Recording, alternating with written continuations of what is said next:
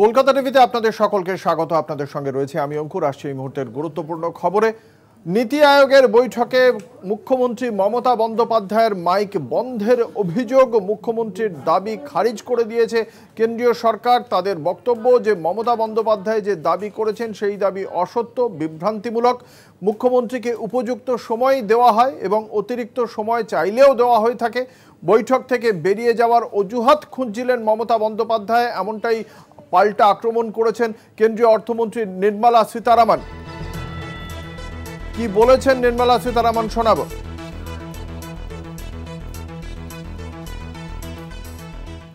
Every chief minister was given their due time to speak. If they wanted an extra time, when the meeting which is being chaired by the Prime Minister, but the organizing of the meeting is being done by Senior Minister Shri Rajnath Singh, Raksha Mantri ji. At the end of the allotted time of the Chief Minister, Rajnath ji would tap on the mic, so it would go audibly. You will hear a tick noise. It has been done for all Chief Ministers, but it's unfortunate that the Chief Minister of West Bengal, Mamata Banerjee, has claimed that as switching off her mic, which is not true, and it is unfortunate because we were quite happy that she participates in this meeting, puts forth her case, speaks for West Bengal, and as she said in the meeting, she spoke for all the opposition. But even as she was doing it, and we were hearing, as per the procedure, if she is reminded that her time is over, even with the mic on, she could have requested that she is going to continue speaking like some other chief ministers did. She could have continued speaking as long as she wanted, like some chief ministers did. But she chose to use that as an excuse so that she can get out of the meeting. And after getting out of the meeting, for her to say that the mic was switched off is just so unfortunate. I wish Mamata Banerjee would please say the truth behind this rather than, again, build a narrative based on falsehood. আপনারা শুনলেন কেন্দ্রীয় অর্থমন্ত্রী নির্মলা সীতারামনের বক্তব্য, যেখানে তিনি খুব স্পষ্টভাবেই বলছেন মমতা বন্দ্যোপাধ্যায় অসত্য ভাষণ করেছেন। তাকে পরিপূর্ণ সময় বলতে দেওয়া হয়েছিল, অতিরিক্ত সময়ও বলতে দেওয়া হয়েছিল বলেই দাবি করা হচ্ছে কেন্দ্রের পক্ষ থেকে। কথা বলবো এই বিষয়ে, আমাদের সঙ্গে রয়েছেন আমাদের পলিটিক্যাল এডিটর আশিস চট্টোপাধ্যায়। আশিসদা, কেন্দ্রের পক্ষ থেকে অর্থমন্ত্রী যে বক্তব্য রাখছেন ঠিক কিভাবে ব্যাখ্যা করবেন এই বক্তব্যকে?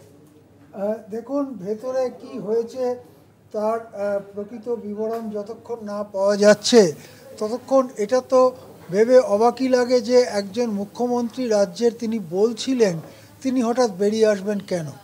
তিনি তো বলতেই গেছেন। অন্য অনেক বিরোধী মুখ্যমন্ত্রী যেমন বয়কট করার সিদ্ধান্ত করেছেন, উনি তো বয়কট করার সিদ্ধান্ত করেননি। উনি বলছিলেন, হঠাৎ তিনি বয়কট করে বেরিয়ে আসবেন, নিশ্চয়ই কোনো একটা কারণ ঘটেছিল। যদিও নির্মলা সীতারামন তার যে ব্যাখ্যাটা দিয়েছেন সেটা এরকম যে প্রত্যেক মুখ্যমন্ত্রীকেই তার নির্ধারিত সময় বলতে দেওয়া হচ্ছিল এবং তারপরে তার নির্ধারিত সময় শেষ হলে রাজনাথ সিং, যিনি ওই বৈঠকটি পরিচালনা করছিলেন, তিনি মাইকে একটা টক করে আওয়াজ করছিলেন যাতে মুখ্যমন্ত্রীরা বুঝতে পারেন যে তাদের নির্ধারিত সময় শেষ হয়ে গেছে। নির্মলা সীতারামন এরপরে যোগ করেন যে এর পরেও কোনো মুখ্যমন্ত্রী আরেকটু অতিরিক্ত সময় বলতে চেয়েছেন এবং তাদেরকে অতিরিক্ত সময় দেওয়া হয়েছে। মমতা বন্দ্যোপাধ্যায় যদি চাইতেন তাকেও অতিরিক্ত সময় দেওয়া হতেই পারত এবং তিনি বলতেই পারতেন। তা না করে তিনি ওই টক শব্দটি শুনেই মিটিং বয়কট করে বেরিয়ে বাইরে গিয়ে যেটা বললেন যে তার মাইকের সুইচ অফ করে দেওয়া হয়েছিল, সেটা সত্য নয়। এই কথাটা নির্মলা সীতারামন বলেছেন। আমার মনে হচ্ছে সাধারণভাবে যে একটা মুখ্যমন্ত্রী তিনি বলছিলেন তিনি মিটিংটা বয়কট করে বেরিয়ে আসবেন কেন, কোনো একটা কারণ তো থাকবে। এক্ষেত্রে তো কারণ একটাই যে তাকে বলা, এখন সুইচ অফ করে দেওয়া হয়েছে না টক টক টক টক করে অনেকবার শব্দ করে ডিস্টার্ব করা হয়েছে, সেটা তো আর বাইরের থেকে আমরা বলতে পারবো না। কিন্তু নিশ্চয়ই কোনো কারণ ঘটেছিল, তা নাহলে তিনি বয়কট করে বেরিয়ে আসবেন কেন যখন তিনি নিজের কথাগুলো বলতে গেছিলেন। যাই হোক, এটা নিয়ে একটা একটা কন্ট্রোভার্সি, একটা বিতর্কিত পরিস্থিতি তৈরি হয়েছে, যেহেতু কেন্দ্রীয় অর্থমন্ত্রী নির্মলা সীতারামন সম্পূর্ণ ভিন্ন ধরনের একটা বয়ান তিনি সংবাদ মাধ্যমের কাছে রেখেছেন। এখানে আজকে আমরা দেখলাম পিআইবির পক্ষ থেকেও এক্স হ্যান্ডেলে তারা লিখেছেন যে মুখ্যমন্ত্রীর বক্তব্য মিসলিডিং, এবং যে কথা নির্মলা সীতারামন বলেছেন সে কথাই পিআইবির পক্ষ থেকে বলা হচ্ছে। ফলে কেন্দ্রীয় সরকার এটা করে মুখ্যমন্ত্রী মমতা বন্দ্যোপাধ্যায় যেটা চাপ তৈরি করার চেষ্টা করছে, আসলে কি মুখ্যমন্ত্রীকে মিথ্যাবাদী প্রমাণ করে সেই চাপটা সরিয়ে নেওয়ার চেষ্টা করছে? কি মনে করছেন? মুখ্যমন্ত্রীকে তো মিথ্যাবাদী বলেছেনই নির্মলা সীতারামন। তার বক্তব্য যতটুকু আমি বাইটটা শুনলাম, তার শেষ দিকে ওই ভদ্রভাবে মিথ্যে কথার অভিযোগই তুলেছেন। আরেকটা বিষয় লক্ষণীয়, সেটা হচ্ছে মুখ্যমন্ত্রী মমতা বন্দ্যোপাধ্যায় যে কথাটা বাইরে বেরিয়ে বলেছেন তার দুটো অংশ আছে। একটা হচ্ছে তাকে কিভাবে বলতে বাধা দেওয়া হয়েছে, তিনি রাজ্যের কথা বলছিলেন বা মানুষের কথা বলছিলেন, তাকে বাধা দেওয়া হয়েছে, মাইক বন্ধ করা হয়েছে। আরেকটা কথাও তিনি বলেছেন, সেই কথাটি হচ্ছে যে এই নীতি আয়োগের বৈঠকের কি গুরুত্ব আছে, এখানে তো কোনো সিদ্ধান্ত নেওয়ার ক্ষমতাই নেই। এখানে রাজ্যগুলোর বক্তব্য অনুযায়ী সিদ্ধান্ত গ্রহণের ক্ষমতা যদি নীতি আয়োগকে না দেওয়া হয়, তাহলে নীতি আয়োগের বৈঠকের গুরুত্ব কি? হয় নীতি আয়োগকে তার ক্ষমতা ফিরিয়ে দেওয়া হোক, অথবা পুরনো প্ল্যানিং কমিশনের জমানায় ফিরে যাওয়া হোক। এই যে দ্বিতীয় কথাটি, যেটা যুক্তরাষ্ট্রীয় কাঠামোর পক্ষে অত্যন্ত গুরুত্বপূর্ণ, লক্ষ্য করতে হবে যে কেন্দ্রীয় মন্ত্রীও নয় বা পিআইবিও নয়, কেউই এই বিষয়টা সম্পর্কে কোনো মন্তব্য এখনো অবধি করেননি। দর্শকদের সুবিধার্থে যদি আশিস দা, এই যোজনা কমিশন এবং নীতি আয়োগ এই দুটোর যে ক্ষমতার যে ফারাক, এটা যদি দর্শকদের সুবিধার্থে একবার ব্যাখ্যা করেন। দেখুন, আমাদের দেশে বহুকাল ধরে চালু ছিল প্ল্যানিং কমিশন বা যোজনা কমিশন, এবং সেখানে রাজ্যগুলোর প্রতিনিধিত্ব থাকতো, কেন্দ্রীয় সরকারের প্রতিনিধিত্ব থাকতো। সেখানে একটা আলাপ আলোচনার মধ্য দিয়ে ভবিষ্যতের কয়েক বছর কিভাবে দেশে মানে সরকারগুলো টাকা পয়সা বিনিয়োগ করবে, খরচা করবে, সেই ব্যাপারে একটা সিদ্ধান্ত হতো। সেটা প্ল্যানিং কমিশন ডকুমেন্ট হিসেবে বেরোতো এবং সেই ডকুমেন্টটা সবার সামনে থাকতো। 2014 সালে মোদী সরকার আসবার পরেই প্ল্যানিং কমিশনকে তাচ্ছিল্য করতে শুরু করেন, এবং 2015 সালের প্রথম দিন 1 জানুয়ারি 2015 কেন্দ্রীয় সরকার হঠাৎ একটি বিজ্ঞপ্তি করে প্ল্যানিং কমিশন তুলে দেয়, এবং তার বদলে নীতি আয়োগ বলে একটি নতুন সংস্থা গড়ার কথা বলে। আপনি আমাদের সঙ্গে থাকুন। এই মুহূর্তে আমাদের সঙ্গে টেলিফোন লাইনে রয়েছেন তৃণমূল কংগ্রেসের মুখপাত্র অরূপ চক্রবর্তী। আপনাকে কলকাতা টিভির পক্ষ থেকে স্বাগত জানাই। কেন্দ্রীয় অর্থমন্ত্রী নির্মলা সীতারামন খুব স্পষ্টভাবেই বলছেন, মমতা বন্দ্যোপাধ্যায় রাজ্যের মুখ্যমন্ত্রী, তিনি অসত্য ভাষণ করেছেন। তাকে কখনোই তার মাইক বন্ধ করা হয়নি, তাকে আটকানো হয়নি, তাকে বোঝানো হয়েছিল যে তার নির্ধারিত সময় শেষ হয়েছে। তারপরেও তিনি অন্যান্য মুখ্যমন্ত্রীর মতো চাইলে খানিকক্ষণ বলতে পারতেন, কিন্তু তিনি তা না করে এই বৈঠক বয়কট করে বেরিয়ে গিয়ে আদতে একটা অসত্য ভাষণ করছেন, এই বিভ্রান্তিমূলক মন্তব্য করছেন বলেই দাবি কেন্দ্রীয় অর্থমন্ত্রীর। আপনার প্রতিক্রিয়া জানতে চাইব। রমনের বক্তব্য মানুষ কি করে বিশ্বাস করবে? উনি যখন দেশের budget, union budget, central budget পেশ করার কথা বলে, now I propose the budget for the financial year 2024-25 budget propose করলেন, কেন্দ্রীয় সরকারের ভারতবর্ষের বাজেট পেশ করার কথা বলে উনি আসলে বিহার এবং অন্ধ্রপ্রদেশের বাজেট পেশ করলেন। তো সেই নির্মলা সীতারামন কি করে সম্পূর্ণ সত্যি বলছেন বাংলার মানুষ, দেশের মানুষ মানবে? আর এই অভিযোগ তো মমতা বন্দ্যোপাধ্যায় একার নয়, এর আগেও আমরা দেখেছি যে দিল্লির মুখ্যমন্ত্রী অরবিন্দ কেজরিওয়াল তিনি অভিযোগ করেছিলেন কেন্দ্রীয় বৈঠকে তাকে কথা বলতে দেওয়া হয়নি। তামিলনাড়ুর ক্ষেত্রে স্ট্যালিন একই কথা বলেছিলেন যে সময়ের আগে তাকে মাইক অফ করে দেওয়া হয়। এই অটোক্রেসি কেন্দ্রীয় সরকার নরেন্দ্র মোদীর নেতৃত্বে যতদিন রয়েছে ততদিন এই কাজ চালিয়ে গেছে, এটা নতুন কিছু নয়। উল্টো দিকে নির্মলা সীতারামন তিনি দাবি করেন যে তাদের আমলে নরেন্দ্র মোদীর নেতৃত্বে তার অর্থমন্ত্রী থাকার সময় দেশের অর্থনৈতিক প্রগতি হয়েছে, বিকাশ হয়েছে। দেখুন, আমি কারো ব্যক্তিগত জায়গায় ব্যক্তি আক্রমণের রাজনীতিতে আমি বিশ্বাসী নই, কিন্তু নির্মলা সীতারামনের বাড়ির লোক, ওনার স্বামী পরকলা প্রভাকর, তিনি নিজে নরেন্দ্র মোদীর অর্থনীতির চরমতম সমালোচক, এবং তিনি একাধিকবার কদিন আগেও কলকাতায় এসেছিলেন। কলকাতায় এসে শক্তিগুণা সেন অডিটোরিয়ামে তিনি বক্তৃতা দিয়েছেন, কলেজ স্ট্রিটে বক্তৃতা দিয়েছেন, প্রেস ক্লাবেও তিনি বক্তৃতা দিয়েছেন, দিয়ে পরিষ্কার করে বলে গেছেন যে এই সরকারের আমলে দেশের অর্থনীতির হাল গোল্লায় গিয়েছে। তো ওনার কথা ওনার পরিবারের লোকই কনভিন্স নন, বিশ্বাস করেন না। তো সেক্ষেত্রে দেশের মানুষ কেন নির্মলা সীতারামনের কথায় বিশ্বাস করবেন? উনি একজন আমাদের দেশের অর্থনীতিবিদ, উনি বয়সে প্রাজ্ঞ, ওনার প্রতি পূর্ণ সম্মান রেখেই বলছি।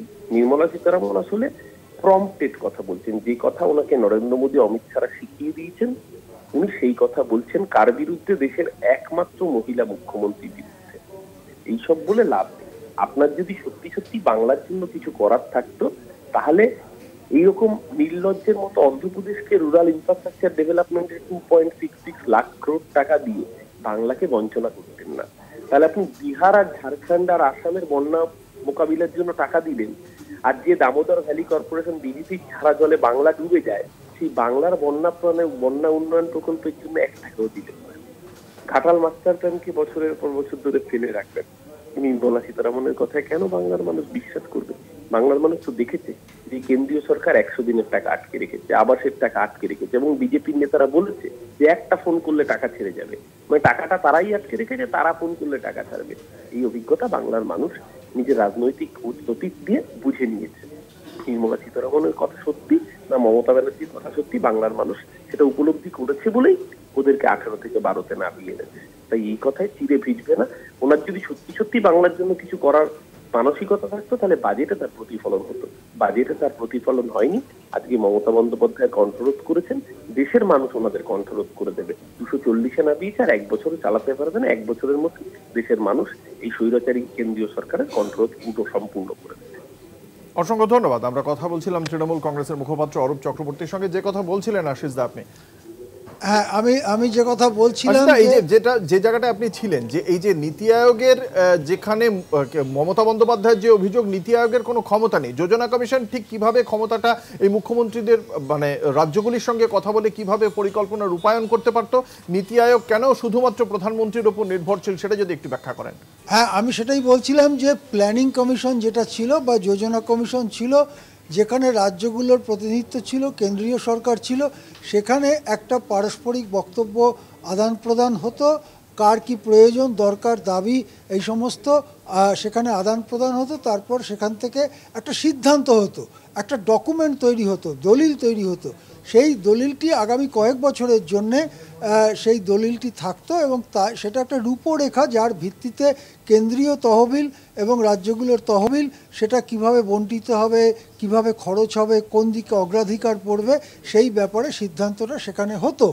কিন্তু 2015 সালের প্রথম দিনটিতে নীতি আয়োগ তৈরি হওয়ার পরে, তারপরে ফেব্রুয়ারি মাসে বিজ্ঞপ্তিতে কারা সদস্য হবেন ইত্যাদি, গভর্নিং কাউন্সিল ইত্যাদি কতগুলো বিজ্ঞপ্তি বেরোয়।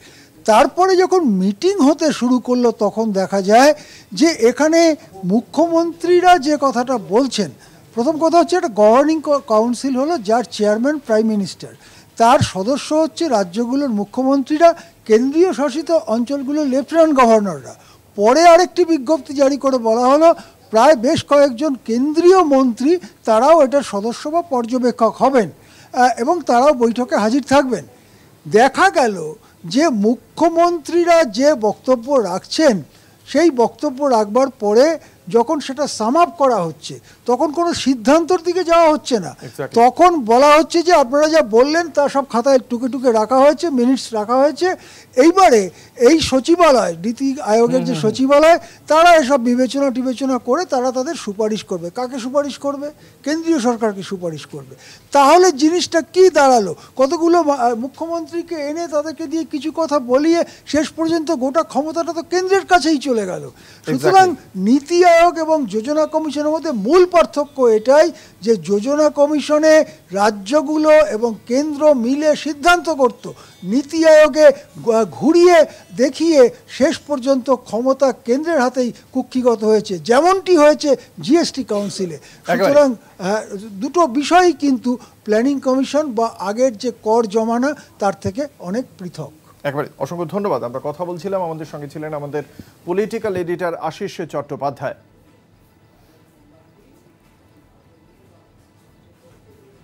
নীতি আয়োগের বৈঠক থেকে ওয়াকআউট মুখ্যমন্ত্রী মমতা বন্দ্যোপাধ্যায়ের। চন্দ্রবাবু নাইডুকে 20 মিনিট বলতে দেওয়া হয়, বলা শুরু করতেই থামিয়ে দেওয়া হয়, এমনটাই অভিযোগ মুখ্যমন্ত্রীর।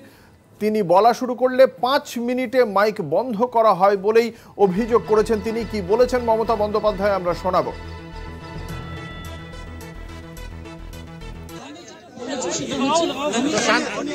দেশের স্বার্থ এবং বাংলার স্বার্থে রাজ্যগুলোর স্বার্থে আজকে এসছি, একা অপোজিশনের কেউ আসে না। কিন্তু আপনাদের পরিষ্কারভাবে বলছি, আপনারা বাজেটে আমাদের বঞ্চনা করেছেন, আপনারা বাংলার সমস্ত উন্নয়নের প্রজেক্ট বন্ধ করে দিয়েছেন, আপনারা বিরোধী দলের কোনো রাজ্যকে কোনো সুযোগ দেন না, এবং আপনারা আমাদের 3 বছর ধরে 100 দিনের কাজ বন্ধ, প্রধানমন্ত্রী আবাস যোজনা বন্ধ, রুরাল রোড যোজনা বন্ধ, সমস্ত কিছু বন্ধ করে রেখেছেন। এমনকি ফুড সাবসিডি পর্যন্ত দেননি। আমরা 1,71,000 কোটি টাকা পাই লাস্ট ইয়ার পর্যন্ত। এই বাজেটেও কিছু নেই, শুধু জিরো। এইটুকু বলার সাথে সাথে আমরা মাইকটা স্টপ করে দিয়েছি। আমি বললাম, why would you stop me? I am only attending. You should be happy for that. Instead of that, you are giving more scope to your party, your government, and you only need on behalf of opposition, only I am there, and you stop my mic. আপনি আমার mic বন্ধ করে দিচ্ছেন। আপনাদের এই বঞ্চনা আমি মানি না, তাই মনে রাখবেন আমি চললাম। ये बंगाल का दीदी इंसल्ट है, ये आपका इंसल्ट नहीं है, सब रीजनल पार्टी का इंसल्ट है। আজ এই বিষয়ের প্রেক্ষিতেই আমরা কথা বলেছিলাম রাজনৈতিক মহলের সঙ্গে। কি বলেছেন তৃণমূল কংগ্রেসের মুখপাত্র অরূপ চক্রবর্তী, রাজ্য বিজেপির মুখপাত্র তথা সাংসদ শ্রমিক ভট্টাচার্য, কংগ্রেসের মুখপাত্র আশুতোষ চট্টোপাধ্যায় এবং রাজনৈতিক বিশ্লেষক সুমন ভট্টাচার্য, আমরা শোনাবো একে একে। বিজেপির গাত্রদাহ থাকাটা খুব স্বাভাবিক, কারণ সারা ভারতবর্ষে একমাত্র শক্তি মমতা বন্দ্যোপাধ্যায়, যার কাছে বিজেপি বারবার করে পরাজিত এবং প্রত্যাখ্যাত হয়ে ফিরে আসতে হয়। স্বাভাবিকভাবেই অপমানের জ্বালাটা বিজেপির পক্ষে গ্রহণ করাটা খুব সমস্যার। কিন্তু তা সত্ত্বেও মমতা বন্দ্যোপাধ্যায় যেহেতু যুক্তরাষ্ট্রীয় কাঠামোকে গুরুত্ব দেন, কেন্দ্র রাজ্য সম্পর্ককে গুরুত্ব দেন, তাই জন্য মমতা বন্দ্যোপাধ্যায় ঠিক করেছিলেন নীতি আয়োগের বৈঠকে যাবেন, গিয়ে রাজ্যের যে দাবি দেওয়া সেই দাবি দেওয়াগুলো জানাবেন, যাতে কেন্দ্র এই কথা বলার সুযোগ না পায় যে রাজ্য সরকার যুক্তরাষ্ট্রীয় কাঠামোর নীতি মেনে সহযোগিতামূলক মনোভাব পোষণ করছে না। তাই জন্যই মমতা বন্দ্যোপাধ্যায় যাতে ওদের এই চালকে ভেস্তে দিয়ে বাংলার মানুষের দাবির কথা আদায় করা যায়, তার জন্যই কিন্তু মমতা বন্দ্যোপাধ্যায় আজকে নীতি আয়োগের বৈঠকে গিয়েছিলেন। এবং মমতা বন্দ্যোপাধ্যায় একমাত্র শক্তি যিনি বিজেপিকে হারাচ্ছেন। এখানে সিপিএম বা অন্য দল, এই প্রদেশ কংগ্রেস, এটা কি বললো কিছু যায় আসে না। মমতা বন্দ্যোপাধ্যায় একদিকে বিজেপিকে হারাচ্ছেন, আবার আরেকদিকে যুক্তরাষ্ট্রীয় কাঠামো মেনে নীতি আয়োগের বৈঠকে গিয়েছেন। কিন্তু বিজেপি আসল তার চরিত্রটা সবার সামনে এক্সপোজ করে দিল। যে চন্দ্রবাবু নাইডু সেখানে 22 মিনিট বলার সুযোগ পেলেন, কারণ চন্দ্রবাবু নাইডুর উপর ভর করে আজকে বিজেপিকে এই খোড়া ল্যাংড়ার সরকার চালাতে হচ্ছে। চন্দ্রবাবু নাইডু 22 মিনিট বক্তব্য রাখলেন। মমতা বন্দ্যোপাধ্যায় বক্তব্য রাখা শুরু করতেই 3 মিনিটের মাথায় তার মাইক অফ করে দেওয়া হয়। এইটাই প্রমাণ করলো যে বিজেপি কতটা ফ্যাসিস্ট, কতটা স্বৈরাচারী। সারা দেশের সামনে বিজেপির আসল চেহারাটা বেআব্রু হয়ে গেল। ওরা সরকার বাঁচানোর জন্য এখন চন্দ্রবাবু নাইডু নীতিশ কুমারের পায়ে ধরবে, কিন্তু এই করে এই সরকার বাঁচবে না। পরিকল্পিতভাবে আজকে নীতি আয়োগের বৈঠকে যোগ দিতে গিয়েছিলেন এবং তিনি যে ওয়াকআউট করবেন সেটাও ছিল সম্পূর্ণ পূর্ব নির্ধারিত। তিনি পশ্চিমবঙ্গে তাদের সার্বিক ব্যর্থতা, সীমাহীন লোভ, প্রাতিষ্ঠানিক দুর্নীতি, আইন শৃঙ্খলার চূড়ান্ত অবনতি এবং সর্বোপরি একটা বিরোধী স্পেস যাতে বিরোধীরা না পায়, তার জন্য পশ্চিমবঙ্গে বিরোধী রাজনীতিটাও তিনিই করবেন, সেটাই ছিল আজকের এই যাত্রার তার মূল উদ্দেশ্য। পশ্চিমবঙ্গের মতো রাজনীতি সচেতন জায়গায় মানুষকে এত চট করে বোকা বানানো যাবে না, ভুল বোঝানো যাবে না। মমতা বন্দ্যোপাধ্যায় বিরোধী নেত্রী হিসাবেই প্রতিষ্ঠিত ছিলেন। মুখ্যমন্ত্রী মমতা বন্দ্যোপাধ্যায় হয়েও তার যে পশ্চিমবঙ্গ পরিচালনা করবার জন্য মুখ্যমন্ত্রীর সত্তা যে তার মধ্যে মৃত, এইটা তিনি প্রমাণ করে দিয়ে গেলেন। একটা যুক্তরাষ্ট্রীয় দেশ কাঠামোর মধ্যে থেকে একটা বহুদলীয় গণতন্ত্র রাজনীতির মধ্যে অংশগ্রহণ করে এটা করা যায় না, এটা কাঙ্ক্ষিত নয়। তিনি ব্যবস্থাকে শুধু অপমান করলেন না, বঞ্চিত করলেন পশ্চিমবঙ্গের মানুষকে, পিছিয়ে দিলেন বাংলার উন্নয়নকে। রাহুল গান্ধীর মাইক বন্ধ করা মানে দেশের গণতান্ত্রিক যে পদ্ধতি তার মাইক বন্ধ করা, এবং আস্তে আস্তে মোদিজির যে মাইক এটা জনগণ বন্ধ করে দেবে। এমনি বন্ধ করে দিয়েছে ইলেকশনে, বাকিটাও দেখবেন আগামী দিনে গভর্নমেন্ট চলতে পারবে না, বন্ধ করে দেবে। এটা গেল এক। দুই হচ্ছে মমতা বন্দ্যোপাধ্যায়কে একাধিক কংগ্রেসের নেতৃত্ব এই নীতি আয়োগ যে বৈঠক, এই নো নীতি আয়োগের যে বৈঠক, এটাকে কিন্তু বয়কট করতে বলা হয়েছে। উনি কেন গেছেন আমরা জানি না, উনি অ্যাটেন্ডেন্স দিতে গেছেন না মুখ দেখাতে গেছেন না কিছু বলতে গেছেন বোঝা যাচ্ছে না, কিন্তু যদি ওনার মাইক বন্ধ করে দেওয়া হয়ে থাকে এটা আর একটা অপরাধ বলে আমরা মনে করছি এবং আমরা মনে করি যে এইরকম মিটিং এ ওনার যাওয়াটাই ঠিক হয়নি। এই যে সরকার, নরেন্দ্র মোদীর সরকার, এদের বিরুদ্ধে বারবারই অভিযোগ হচ্ছে বিরোধীদের কণ্ঠরোধ করা। এর আগে আমরা দেখেছি লোকসভায় রাহুল গান্ধীর মাইক বন্ধ করে দেওয়া, রাজ্যসভায় মল্লিকার্জুন খড়গে যিনি কংগ্রেসের সর্বভারতীয় সভাপতি তার মাইক বন্ধ করে দেওয়া। আজকে আমরা শুনলাম পশ্চিমবঙ্গের মুখ্যমন্ত্রী মমতা বন্দ্যোপাধ্যায়ের মাইক বন্ধ করে দেওয়া। আর মমতা বন্দ্যোপাধ্যায় যেটা বলেছেন যে অন্ধ্রপ্রদেশের মুখ্যমন্ত্রী চন্দ্রবাবু নাইডুকে 20 মিনিট বলতে দেওয়া হয়েছে। গতকাল রাজ্যসভায় একটা ঘটনা ঘটে যেখানে বিরোধীরা সমস্বরে প্রতিবাদ করে। জগদীপ ধনকর কর্ণাটকের একজন বিজেপি এমপিকে নিয়ম বহির্ভূতভাবে বলবার সুযোগ দেয়, অর্থাৎ যিনি তাদের সঙ্গে আছেন, যেটা পশ্চিমবঙ্গের বিরোধী দলনেতা শুভেন্দু অধিকারী বলেছেন যে ওইসব সবকা সাথ সবকা বিকাশ টিকাশ নয়, যারা আমাদের ভোট দেয় তাদের জন্যই শুধু আমরা আছি। সেই জন্যই চন্দ্রবাবু নাইডু, নীতিশ কুমাররা যেহেতু নরেন্দ্র মোদীর সরকারকে সমর্থন করছে সেহেতু তাদের বলার সুযোগ আছে। আর যেহেতু পশ্চিমবঙ্গ থেকে বিজেপি 35টি আসন পায়নি, অমিত শাহ যা দাবি করেছিলেন, বরঞ্চ নরেন্দ্র মোদীদের যাবতীয় বিজয় অভিযানকে ব্যর্থ করে দিয়ে মমতা বন্দ্যোপাধ্যায় 29টা আসন জিতেছেন, সেহেতু মমতা বন্দ্যোপাধ্যায়কে বলার সুযোগ দেওয়া হবে না। আমরা তো একটা বাজেট দেখেছি যে বাজেটটাকে অন্ধ্র বা বিহারের রাজ্য বাজেট বললেও অত্যুক্তি হতো না। তো সেই বাজেটে পশ্চিমবঙ্গকে কেন বঞ্চনা করা হয়েছে সেই অভিযোগ যদি মমতা বন্দ্যোপাধ্যায় নীতি আয়োগে তুলতে চান তাহলে তাকে কেন বলতে সুযোগ দেওয়া হবে? বিজেপি বা নরেন্দ্র মোদীর সরকার তো এই নীতি নিয়েই চলছে।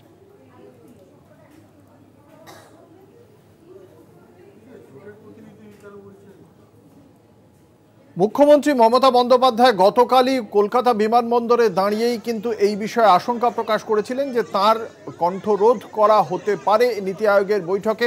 গতকাল কি বলেছিলেন এবং আজ কি বলেছেন শোনাবো।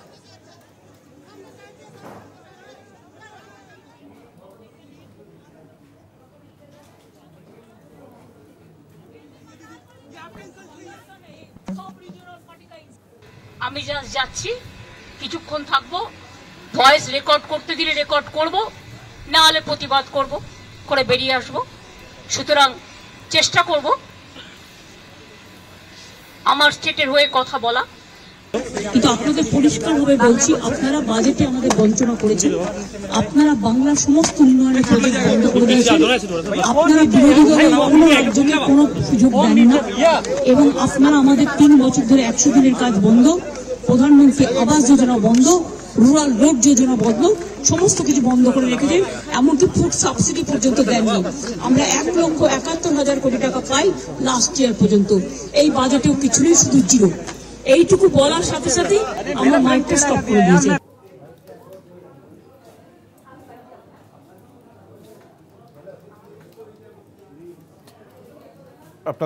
আপনারা শুনলেন মুখ্যমন্ত্রী মমতা বন্দ্যোপাধ্যায়ের বক্তব্য। এই বিষয়ে থাকবে একটা ছোট্ট বিজ্ঞাপনী বিরতির সঙ্গে থাকুন। মুখ্যমন্ত্রী মমতা বন্দ্যোপাধ্যায় যে অভিযোগ করেছেন সেই অভিযোগের প্রেক্ষিতে মমতা বন্দ্যোপাধ্যায়ের পাশেই দাঁড়িয়েছেন তামিলনাড়ুর মুখ্যমন্ত্রী ডিএমকে নেতা এমকে স্ট্যালিন, এবং সেখানে তিনি প্রশ্ন তুলে দিয়েছেন যে এটাই কি যুক্তরাষ্ট্রীয় কাঠামো। কি বলেছেন এমকে স্ট্যালিন শোনাবো।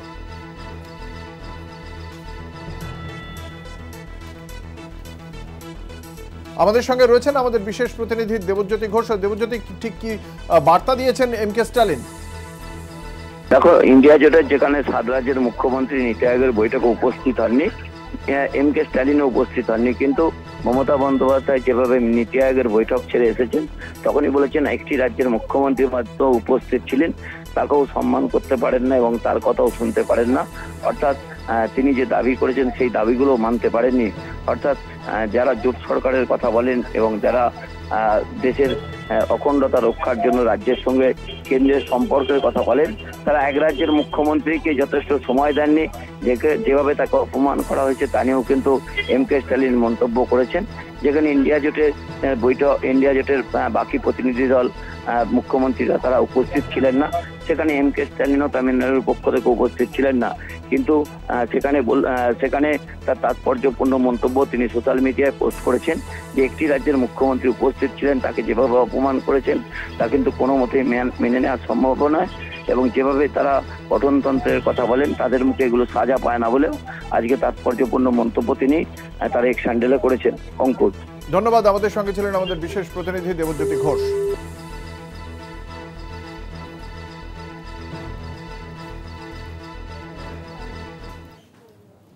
নিয়ে নেব একটা ছোট্ট বিরতি, সঙ্গে থাকুন। রাজ্যের মুখ্যমন্ত্রীকে আক্রমণ করলেন কংগ্রেস নেতা অধীর রঞ্জন চৌধুরী। জাতীয় রাজনীতিতে রাহুল গান্ধীর উত্থানে ঈর্ষা করছেন মমতা, সেই কারণেই জাতীয় রাজনীতিতে তিনি প্রাসঙ্গিক হওয়ার জন্যই এই ধরনের বক্তব্য রেখেছেন, এমনই অভিযোগ সরাসরি করেছেন কংগ্রেস নেতা অধীর রঞ্জন চৌধুরী। কি বলেছেন তিনি শোনাব।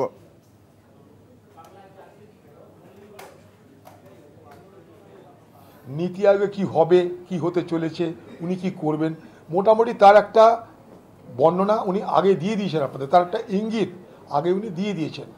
ওখানে ওনাকে বলতে দেওয়া হলে ভালো, না দিলে বেরিয়ে আসবেন, রাজ্যের কথা বলবেন, সব যা যা বলেছিলেন ওখানে যাওয়ার পর তাই তাই ঘটল। অর্থাৎ তিনি যে নাটকের স্ক্রিপ্ট তৈরি করেছিলেন, নাটকের যে দৃশ্য তিনি তৈরি করেছিলেন সব। এই মুহূর্তে মমতা বন্দ্যোপাধ্যায় কি বলছেন শুনবো। আর ছবি লাগান, কাজ তো করতে হয় রাজ্যগুলোকে। অথবা কোভিড কে সামলালো? রাজ্য। আপনারা নির্দেশ দিয়ে খালাস, আর ফিল্ডে কাজটা করতে হয় রাজ্যকে। আজকে যেখানেই যেই ঘটনা ঘটুক না কেন, যে কোনো সাবজেক্টে সবটাই সামলাতে হয় রাজ্যকে।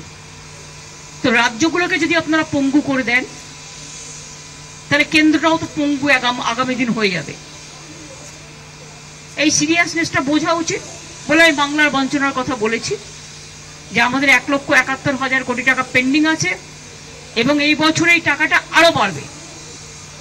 এবছরটা ক্যালকুলেশন করা হয়নি। ফুড সাবসিডি বন্ধ, 100 দিনের কাজের টাকা বন্ধ, কাজও বন্ধ, গ্রামীণ আবাস যোজনার কাজ বন্ধ, রোডের কাজ বন্ধ। আপনারা তো দেখলেন ইলেকশনের সময় যেভাবে পাবলিসিটি করেছে, 3 কোটি বাড়ি করে দেবো, 4 কোটি বাড়ি করে দেবো, আমি এত করেছি, সব মিথ্যে কথা। প্রাইম মিনিস্টার নিজের স্পিচেও এই কথাগুলো বলেছেন। উনি নাকি 4 কোটি লোককে বাড়ি করে দিয়েছেন। আসলে মনে হয় স্বাধীনতার সময় থেকে ধরছে, তখন যে ওনারা ছিলেন না, অন্য দল ছিল, সেটা ভুলে গেছে। যত যার বাড়িতে অস্ত্র আছে সব উনি করে দিয়েছে। যত রাস্তা স্বাধীনতার পর থেকে ভারতবর্ষে হয়েছে সবই ওনারা করে দিয়েছেন। গেরুয়া করা ছাড়া তো আর কিছু করেনি। সুতরাং এই সবগুলো বলছিলাম, দেখলাম বারবার বেল বাজাচ্ছে। রাজনাথ সিং প্রিসাইড করছিল, পাশে প্রাইম মিনিস্টার এক পাশে, আর এক পাশে হোম মিনিস্টার ছিল, নিশ্চয়ই বলে দিয়েছে। আমার আগে চন্দ্রবাবু নাইডু বলেছে 20 মিনিট। আসামের চিফ মিনিস্টার, অরুণাচলের চিফ মিনিস্টার, ছত্তিশগড়ের চিফ মিনিস্টার, গোয়ার চিফ মিনিস্টার, যদিও রাজ্যগুলো খুবই ছোট ছোট, তাও আমি মনে করি না ছোট বড় কোনো ফারাক থাকা উচিত সম্মানের দিক থেকে। তাও তারা কিন্তু কেউ 15 মিনিট বলেছে, কেউ 16 মিনিট বলেছে, কেউ 17 মিনিট বলেছে, কেউ 20 মিনিট বলেছে। আর আমারটা যেই 5 মিনিটে পড়তে যাবে, সঙ্গে সঙ্গে বেল টিপে টিপে টিপে টিপে স্টপ স্টপ স্টপ। আবার ঠিক আছে স্টপিং বলে, আমি বলবো okay, you don't want to listen, চললাম। আমি বয়কট করে চলে এসেছি। তার কারণ হচ্ছে তুমি বাংলার বঞ্চনার কথা শুনতে চাও না। তো এর মধ্যে আমি একটা ইন্দো ভুটান রিভার কমিশন করার কথা বলেছি অন রেকর্ড। কারণ ভুটানের যে জল আসে, সেই জলে আমাদের নর্থ বেঙ্গল, আলিপুরদুয়ার, জলপাইগুড়ি বিশেষ করে অনেকটাই ডুবে যায় প্রতি বছর, ফ্লাড এফেক্টেড এরিয়া। আমার রিটেন স্পিচে এগুলো দেওয়া আছে, কিন্তু আমি মুখে ভিডিওটা বলেছি, তার কারণ অন্যগুলো রিটেন স্পিচে দেওয়া আছে, ভুটানেরটা দেওয়া ছিল না। তাই আমি বলেছি একটা ইন্দো ভুটান বাংলার এই ব্যাপারটা নিয়ে নর্থ বেঙ্গলের একটা হওয়া উচিত। আর আমরা এটা বলেছি, তুমি কোনো দেশকে কি দেবে না দেবে এটা তাদের ব্যাপার, আমি এটা নিয়ে কোনো কথা বলছি না।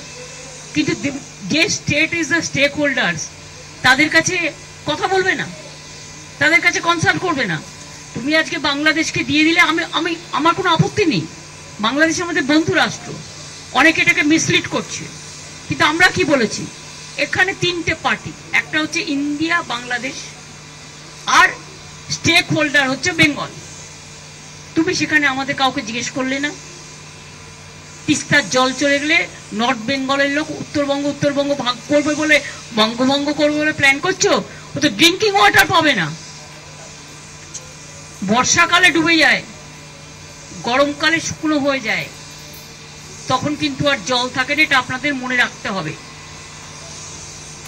সুতরাং এটা বলেছি যে তুমি আবার ফরাক্কা চুক্তি পুনর্নবীকরণ করলে, আমাদের কিছু জানালে না।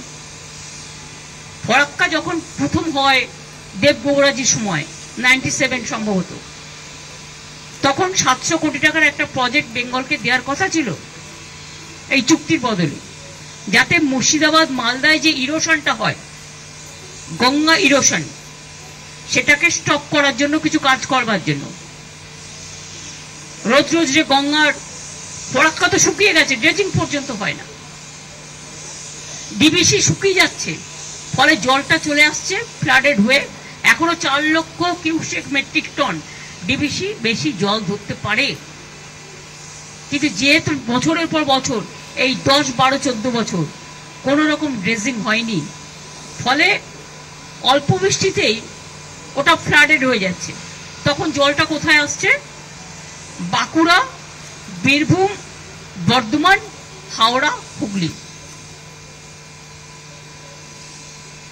তা এগুলো দেখতে হবে না, যেখানে আমার স্কোপ আছে।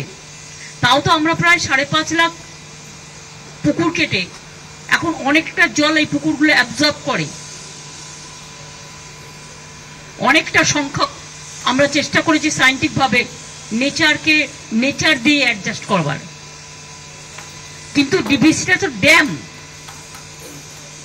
ড্যামের জলাধারে যেখানে অনেক জল ধরতে পারে, সেটা যদি তোমরা ড্রেজিংও না করো, যেমন ক্যালকাটা পোর্টটাকে শেষ করে দেওয়া হয়েছে, ড্রেজিংই করে না। সুতরাং এই কথাগুলো বলতে যাওয়া কি অপরাধ আমি জানি না, যদি বলতেই না দেবে। আর অপোজিশন থেকে আমি মাত্র একা গেছি, ওদের উচিত ছিল আমাকে আধ ঘন্টা অ্যালাউ করা। আর আমি এত অনুপযুক্ত লোক নই যে আমি আমার টাইম মেনটেন করব না। বক্তৃতার প্রথমে শুরুতে রাজনাথজি বলেছিলেন 5 to 7 মিনিটস, তা তুমি আমাকে 7 মিনিটসও করতে দিলে না। 7 মিনিটস করতে দিলেও আমি বাদ বাকিটা বলে দিতাম। তুমি তোমার বেলায় 20 মিনিট, তোমাদের বেলায় স্পেশাল প্যাকেজ, স্পেশাল প্রিভিলেজ, আর অন্যদের বেলায় 0। এটা তো কখনো পূর্ণ হতে পারে না। তাই আমি বয়কট করে ঠিক করেছি, বাংলার মানুষের সম্মান আমি মাথা নত করতে দিইনি। বাংলার বঞ্চনা মানছি না, মানব না। এবং অন্যান্য অপোজিশন পার্টিও যারা আছে বিভিন্ন জায়গায় সরকার চালাচ্ছে, বঞ্চিত হচ্ছে, তাদের প্রতিও আমাদের টোটাল সলিডারিটি আছে। हिंदी में मैंने बता दिया, दिल्ली में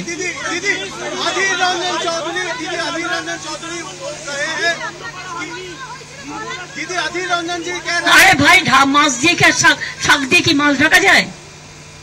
তুমি যদি বারবার বেল টিপছো মানে কি? আমায় স্টপ করতে বলছো তো মানে কি? হয়তো স্টপ করার সিস্টেম মানে ওইটাই। আমি বলছি আর তুমি বারবার কারো বেলা তো বেল টেপোনি, বারবার তুমি বেল টেপে বলছো স্টপ ইট।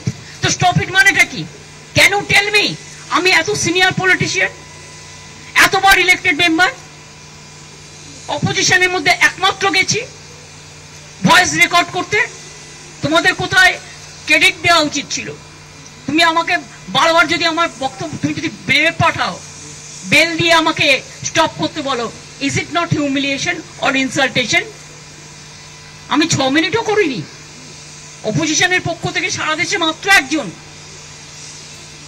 তা ডেমোক্রেসিটা গেল কোথায়? ডেমোক্রেটিক রাইটসটা কোথায় গেল? এই মানসিকতা যে দুটো কথা শুনতেও পারে না। কেউ যদি বঞ্চনার কথা বলে, তার তো বলবার একটা জায়গা হওয়া দরকার, যেখানে কেউ যায়নি। আমি সবার হয়ে বলতে চেয়েছিলাম, যতটা পেরেছি বলেছি। সবার হয়ে বলার পরে বাংলার হয়ে বলতে শুরু করেছিলাম, তো এটা ওদের ভালো লাগেনি। এরপর থেকে ভাবতে হবে যে আদৌ ওদের মিটিংয়ে যাওয়া উচিত কিনা সম্মানের সাথে। সম্মান না পেলে অসম্মানিত হতে আমি যাব না। छोड़ा तो कौन है बात चलो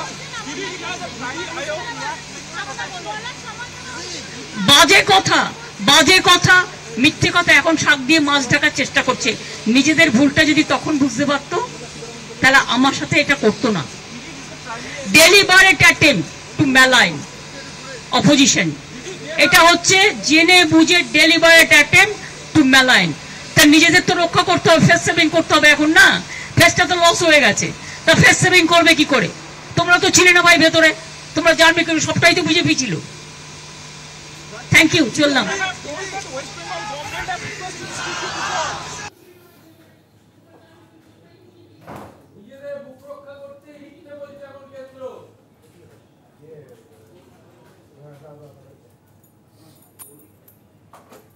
নিয়ে নেব একটা ছোট্ট বিরতি, সঙ্গে থাকুন। আপনারা দেখছেন 4টায় 4 দিক, আপনাদের সঙ্গে রয়েছে আমি অঙ্কুর।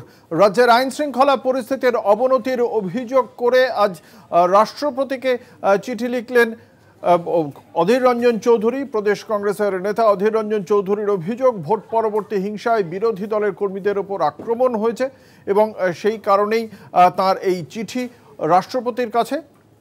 অঘোষিত জরুরি অবস্থার পরিস্থিতি চলছে বলেই অভিযোগ করেছেন এই চিঠিতে অধীর রঞ্জন চৌধুরী। আমাদের সঙ্গে রয়েছেন আমাদের প্রতিনিধি সত্যসুন্দর ভট্টাচার্য। এই চিঠিতে সুনির্দিষ্টভাবে কি অভিযোগ অধীর রঞ্জন চৌধুরীর? দেখো, একেবারে নির্দিষ্টভাবে রাজ্যের আইন শৃঙ্খলার অবনতির বিষয়টিকে অভিযোগ আকারে চিঠি লিখেছেন অধীর চৌধুরী। রাষ্ট্রপতিকে সরাসরি এই চিঠি তিনি দিয়েছেন এবং তিনি মনে করছেন যে শুধুমাত্র এই সময়কালে নয়, একেবারে লোকসভা নির্বাচনের সময় তার আগেও রাজ্যের আইন শৃঙ্খলা পরিস্থিতি এবং বিশেষ করে শাসক দলের তরফে বিরোধী রাজনৈতিক দলের যারা কর্মী সমর্থক রয়েছেন তারা হেনস্থার শিকার হয়েছেন, তাদের বিরুদ্ধে মিথ্যে মামলা নিয়ে আসা হয়েছে, বিভিন্ন সময়ে যে ঘটনাক্রম সেই বিষয়টি কিন্তু তিনি চিঠিতে উল্লেখ করেছেন। এমনকি সন্দেশখালীর প্রসঙ্গ উল্লেখ করেছেন, সম্প্রতি জলপাইগুড়িতে কংগ্রেস কর্মী সমর্থকদের ওপর হামলার ঘটনা, গোটা বিষয়ে রাজ্যের আইন শৃঙ্খলা পরিস্থিতির অবনতি হয়েছে এবং সেক্ষেত্রে দেশের রাষ্ট্রপতি হিসেবে তার হস্তক্ষেপ দাবি করেছেন প্রদেশ কংগ্রেস সভাপতি অধীর চৌধুরী। তার চিঠিতে তিনি রাষ্ট্রপতিকে সেই হস্তক্ষেপের আর্জি জানিয়েছেন এবং সামগ্রিকভাবে রাজ্যের আইন শৃঙ্খলা পরিস্থিতি তিনি তার রাজনৈতিক সময়কালে মানুষের সঙ্গে কথা বলে যেটা উপলব্ধি হয়েছে সেই বিষয়টি কিন্তু তিনি আজকে লিখিত আকারে রাষ্ট্রপতির কাছে অভিযোগ আকারে জানিয়েছেন। ধন্যবাদ। আমাদের সঙ্গে ছিলেন আমাদের প্রতিনিধি সত্যসুন্দর ভট্টাচার্য।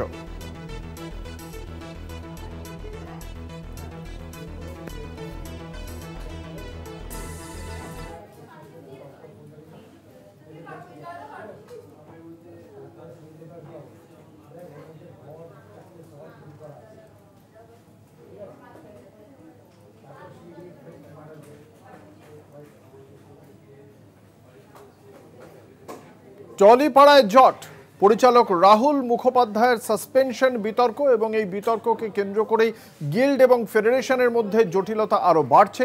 সবাইকে নিয়ে ফেডারেশন সভাপতির একটি বৈঠক এবং সেই কারণে আবার শুটিংয়ে আজকে আসেননি টেকনিশিয়ানসরা এবং সেই কারণে আবার 2 দিন সময় দেওয়া হয়েছে।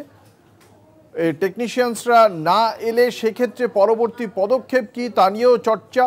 এই বিষয়টিকে কেন্দ্র করে আপনারা জানেন পরিচালক রাহুল মুখোপাধ্যায় তিনি যেভাবে শুটিং করেছিলেন সেখানে সেক্ষেত্রে এই যে পরিচালন সমিতি রয়েছে ফেডারেশনের, সেই পরিচালন সমিতির যে নির্দেশ ছিল সেই নির্দেশকে না মেনে অমান্য করে তিনি শুটিং করেছেন, এমনটাই অভিযোগ ছিল।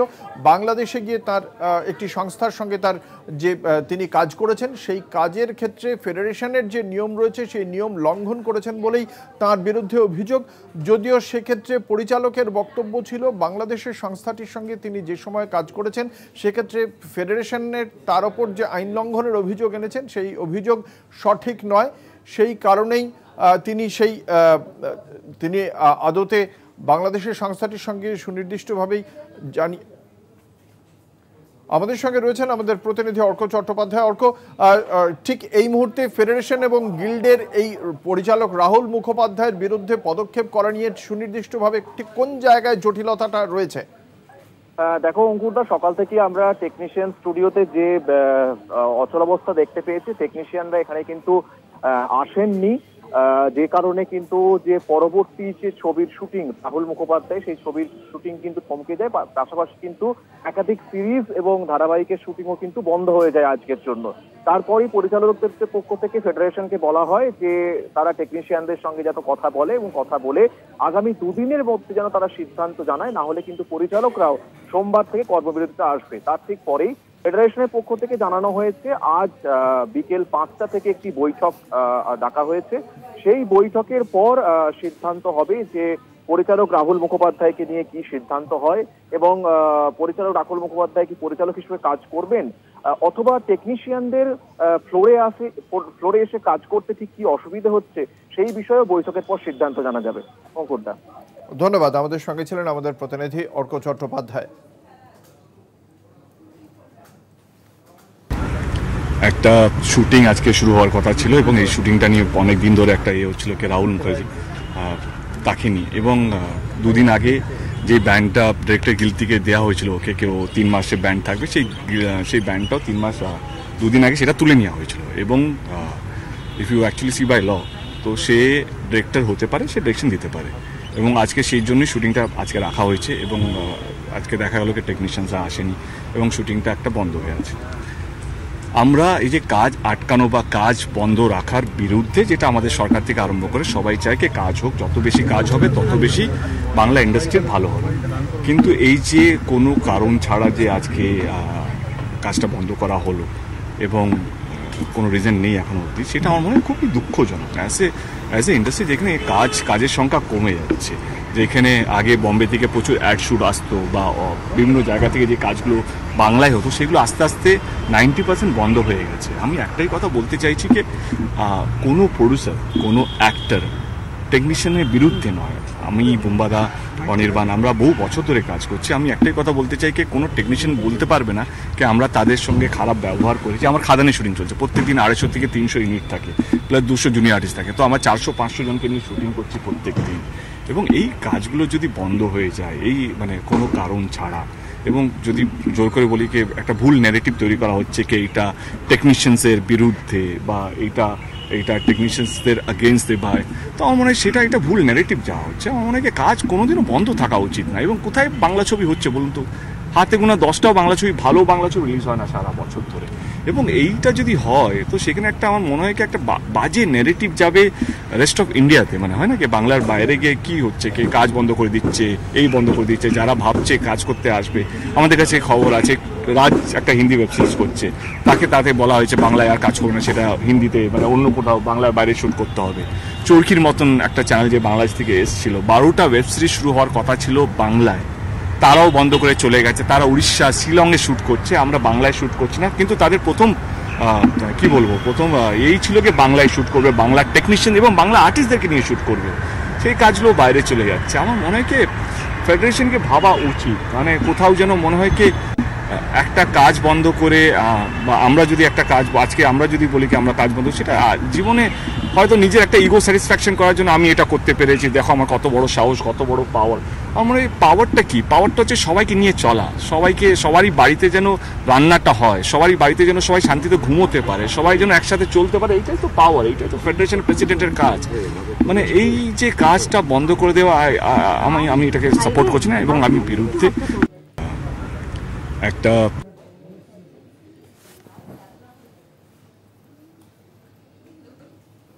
পূর্ণদাস বাউলের জমি জবরদখলের অভিযোগ, পুকুর সংস্কারে বাধা, টাকা দাবি ক্লাবের। নরেন্দ্রপুরের রামচন্দ্রপুর এলাকার ঘটনায় একটি জমি দখলের অভিযোগ এবং রাস্তা দখল করে বাড়ি বানানোর অভিযোগও উঠেছে। পূর্ণদাস বাউলের পরিবারের পাশে থাকার আশ্বাস দেওয়া হয়েছে পঞ্চায়েতের পক্ষ থেকে, কিন্তু এখনো পর্যন্ত এই বিষয়টি নিয়ে জবরদখলের অভিযোগকে কেন্দ্র করে একটা ওই পরিবারের পক্ষ থেকে তাদের অবশ্যই এই বিষয়টি নিয়ে উদ্বেগ কাজ করছে। যেভাবে জমি, আমাদের সঙ্গে রয়েছেন আমাদের প্রতিনিধি সুখদেব দে। সুখদেব, সুনির্দিষ্টভাবে তার পরিবারের পক্ষ থেকে কি অভিযোগ রয়েছে? দেখো অঙ্কুর, এই যে বাউল সম্রাট পূর্ণদাস বাউল, তার একটি জমি রয়েছে যে নরেন্দ্রপুর থানা এলাকায় রামচন্দ্রপুরের মিরপাড়া যে স্পোর্টিং ক্লাব রয়েছে ঠিক সেখানে। তবে সেখানে যে যাওয়ার রাস্তা রয়েছে সেটা একদমই ছোট, সে যাওয়ার মতন নয়, কোনো রকম হেঁটে যাওয়া যাবে। কিন্তু তারা যেটা বলছেন যে সেই রাস্তা প্রায় 10 ফুট রাস্তা দেখানো রয়েছে তাদের যে ম্যাপ রয়েছে সে ম্যাপে, কিন্তু দীর্ঘ বেশ কয়েক বছর ধরে একটি পুকুর তাদের রয়েছে, সেই পুকুরটি পরিত্যক্ত অবস্থায় সেখানে পড়ে রয়েছে। তবে তারা দ্রুত সেই পুকুরটিকে, যেহেতু পরিবেশ নষ্ট করছিল, এই পুকুরটি নোংরা অবস্থায় করেছিল, তো সেখানে দাঁড়িয়ে তারা সেই পুকুরটা পরিষ্কার করছে, পরিষ্কার করে সেই পুকুরের চারপাশে গাছ লাগাবে এবং পরিবেশকে স্বচ্ছ করার একটা পরিকল্পনা নিয়েছিল। কিন্তু তাদের যেটা অভিযোগ যে তার এই পুকুরে আসার জন্য, তাদের এই জমিতে আসার জন্য তার অন্যের জমি হয়ে আসতে হয়, তারা সেখানে অসুবিধার মধ্যে পড়ছেন। তবে তারা যেখান থেকে আসছেন তাদের জায়গা বেশ কিছু মানুষ দখল করে রেখেছেন, জোর করে দখল করে রেখেছেন। তাদের কাছে তারা যখন বলতে যাচ্ছেন যে এই জমিটা তো আমাদের রয়েছে, তো এখানে আপনারা দখল করে রয়েছেন কেন, তখন তারা নাকি তাদেরকে প্রচন্ড পরিমাণে গালিগালাজ করে। এই নিয়ে নরেন্দ্রপুর থানার পুলিশকে বিষয়টি জানানো হয়। স্থানীয় যে নরেন্দ্রপুর থানার এলাকার যে রামচন্দ্রপুর বনগুলি 1 নম্বর যে গ্রাম পঞ্চায়েত, সেখানে জানানো হয়, স্থানীয় ক্লাবকে জানানো হয়। তবে পঞ্চায়েত এদের পাশে থাকলেও কিন্তু থাকতে চাইছে না। স্থানীয় যে ক্লাব, যারা গালাগাল করেছেন বলে অভিযোগ, সেই সমস্ত ব্যক্তিদের বিরুদ্ধে কোনো প্রশাসনিক পদক্ষেপ হয়েছে? কাউকে জিজ্ঞাসাবাদ অন্তত করা হয়েছে পুলিশের পক্ষ থেকে? একদমই অঙ্কুর, পুলিশ এসেছিল, পুলিশ এসে তাদের সাথে কথা বলে, তাদেরকে বলা হয়, তারা পুলিশ যখন কথা বলে তখন কিন্তু তারা বলেন যে হ্যাঁ আমাদের জায়গা যদি ওদের জায়গায় যদি চলে আসে আমাদের জায়গায়, সেই জায়গা ছেড়ে দিতে রাজি রয়েছেন তারা। কিন্তু আমরা যখন ক্যামেরা নিয়ে তাদের সাথে বলি কিন্তু তখনও একই কথা বলে। তবে ক্যামেরার বাইরে কিন্তু তাদের সাথে গালিগালাজ সহ এরকম একাধিক অভিযোগ করছেন এই পূর্ণদাস বাউলের ছেলে। কিন্তু পূর্ণদাস বাউলও একই অভিযোগ করছেন যে কেন তারা এইভাবে হেনস্থার শিকার হতে হবে। অঙ্কুর, প্রশাসনের পক্ষ থেকে কি বলা হচ্ছে, পঞ্চায়েতের পক্ষ থেকে কি বলা হচ্ছে? দেখো অঙ্কুর, পঞ্চায়েতের তরফ থেকে কিন্তু তাদের পাশে থাকার একটা বার্তা দেওয়া হয়েছে। আগামী বুধবার তাদের একটা টাইম দেওয়া হয়েছে, সেই টাইমের মধ্যে তাদেরকে বসে এই সমস্যা মেটানোর একটা আশ্বাস দেওয়া হয়েছে। কিন্তু ক্লাব তাতে কোনো মতেই রাজি হচ্ছেন না। ক্লাব জানিয়েছেন এই নিয়ে যদি প্রশাসনের তারা দ্বারস্থ হয়, প্রশাসনের দ্বারস্থ হতে পারে, কিন্তু আমরা এখানে ক্লাব কিন্তু পরবর্তীকালে পুরো বিষয়টি অস্বীকার করেছে। ধন্যবাদ। আমাদের সঙ্গে ছিলেন আমাদের প্রতিনিধি সুখদেব দে। এ বিষয়ে পূর্ণদাস বাউল, তার পুত্র, যার বিরুদ্ধে এই ঘটনাকে কেন্দ্র করে অভিযোগ, এবং যে ক্লাব এই ঘটনার সঙ্গে জড়িত, এই প্রত্যেক পক্ষের সঙ্গে কথা বলেছিল কলকাতা টিভি। কি বলছেন তারা আমরা শোনাবো একে একে। মূলত এনারা, এই যে বাড়ি, এনারা আমাদের কিছুটা জায়গায় এনক্রোচ করে নিয়েছে এবং এরাই বাধা দিচ্ছে। আমার রাস্তা পরিষ্কার করতে পারবো না, তারপরে আগের দিন এসেছিল তখন প্রচন্ড গালিগালাজ করেছিল। এরা ক্লাবে যাচ্ছে, এখানে যাচ্ছে, সেখানে যাচ্ছে, কিন্তু ম্যাপ অনুসারে, কাগজ ফেলা অনুসারে এখানে কিন্তু আমাদের জায়গা ঢুকে আছে। তো আমরা এখন বর্তমানে আমরা চাইছি আমাদের জায়গা, কারণ এটা আজকে পঞ্চায়েতের প্রতিনিধি এসেছিল, তো ওনারা বলে গেছেন সর্বোচ্চ সময় বুধবার, তার মধ্যে একটা মিটিং এ বসা হবে, বসে কাগজপত্র ফেলে যার যেটা সেটা, মানে যদি ওনারা একবার করে আছেন তো 100 বাড়ি, কারণ আমাদের কাগজ আমাদের সাথেই, তো সেইটা তখন আমাদেরকে দিয়ে দিতে হবে। আমার ছেলেদের একটা পুকুর আছে নরেন্দ্রপুরে, এবং নরেন্দ্রপুরে সেই জায়গাটা, সেই পুকুরটা পরিষ্কার করার জন্য ওরা গেছিল। তো সেখানে নানা রকম বাধা এবং সব রকম ধরনের বিচার চাই, যাতে বন্দোবস্ত করে, যাতে এটা বন্ধ হয়। এটা জমিটা অনেকদিন ধরে পড়ে আছে, পরিষ্কার করার জন্য দাদা এসছে পূর্ণদাস বাউল, উনি পরিষ্কার করার চেষ্টা করছিল, ক্লাব থেকে সাহায্য চেয়েছিল, তা ক্লাব থেকে কোনো সাহায্য দেয়নি। বলেছে যে এখান থেকে কোনো গাড়ি ঢোকানো যাবে না, আমাদের সঙ্গে বসুন। ক্লাবে তো আপনিও রয়েছেন, হ্যাঁ সম্পাদক, হ্যাঁ, কেন দিলেন না আপনারা? তা আমরা চেষ্টা করছি, তো ক্লাব তো আমার একার নয়, পাড়ার সবার ক্লাব, পাড়ার সবাই যদি চায় যে দাদা গাড়িটা ঢুকো, আমার কোনো আপত্তি নেই, কিন্তু কিছু কিছু লোক আছে ওরা চাইছে না এই জিনিসটা পরিষ্কার হোক। এই টাকাটা কারা চাইছে? টাকাটা চাইছে আমাদের ক্লাব থেকেই চাইছে। তখন বামপন ছিল, এবারে আমাদের কাগজপত্র তখন কিছু দেয়নি, এসব পাট্টা জমি রো আছে, বুঝতে পারলেন? ওনাদের যেটা অভিযোগ, যে উনি বলছে যে ওনার আমার কথা শুনুন বক্তব্য, উনি বলছে যে আমার দখলটা করেছে, আমি বলছি আপনি আমরা তো মাপতে দেখিনি, আপনি যখন মাপবেন যদি পরে আমরা ছেড়ে দেবো।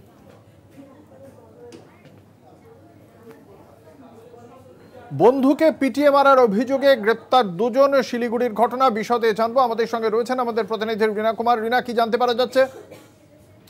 একেবারে অঙ্কুশ, দেখো, বন্ধুকে খুনের অভিযোগে অপর বন্ধুর বিরুদ্ধে কিন্তু অভিযোগ ওঠে এবং এই ঘটনার পরেই দুজনকে গ্রেফতার করে শিলিগুড়ি খালপাড়া ফাঁড়ির যে পুলিশ রয়েছে তারা। এবং জানা গেছে যে ধৃতরা দুজন হলেন, তাদের নাম হলো সিন্টু দে ও বাপি দাস। প্রসঙ্গত মৃত দেব ভানুভূতি এবং সিন্টু দে দুজনেই কিন্তু ভালো বন্ধু ছিলেন, তবে কোনো কারণবশত তাদের মধ্যে কোনো একটা ঝামেলা বা তাদের বন্ধুত্ব নষ্ট হয়। তবে এরপরেই বৃহস্পতিবার রাতে সিন্টু কয়েকজন সঙ্গীদের নিয়ে কিন্তু শিলিগুড়ির যে ঝঙ্কার মোড় রয়েছে সেখানেই দাঁড়িয়েছিলেন এবং সেই সময় সেদিক দিয়ে যে দেব ভানুভূতি রয়েছে সে সেদিক দিয়ে যাচ্ছিল এবং তারপরেই তাদের মধ্যে গন্ডগোল বাঁধে এবং মারধর করা হয় দেব ভানুভূতিকে। এবং পরিবারের সদস্যরা এই খবর পেয়ে ঘটনাস্থলে যায়, তাকে আহত অবস্থায় চিকিৎসার জন্য নিয়ে যাওয়া হয় জেলা হাসপাতালে এবং সেখানেই চিকিৎসাধীন যে কর্তব্যরত চিকিৎসকেরা রয়েছে তাকে মৃত বলে ঘোষণা করে। এবং এরপরেই কিন্তু তার পরিবারের পক্ষ থেকে খালপাড়া ফাঁড়িতে একটি লিখিত অভিযোগও দায়ের করা হয় এবং সেই লিখিত অভিযোগের ভিত্তিতেই তদন্তে নেমে সিন্টু দে ও বাপি দাস এই দুজনকে গ্রেফতার করে পুলিশ। এদিন শিলিগুড়ি আদালতে পেশ করা হয় দুই ধৃতকে। ধন্যবাদ, আমাদের সঙ্গে ছিলেন আমাদের প্রতিনিধি রীনা কুমার। এখন এ পর্যন্তই। দেখতে থাকুন কলকাতা টিভি, রাত দিন 7 দিন।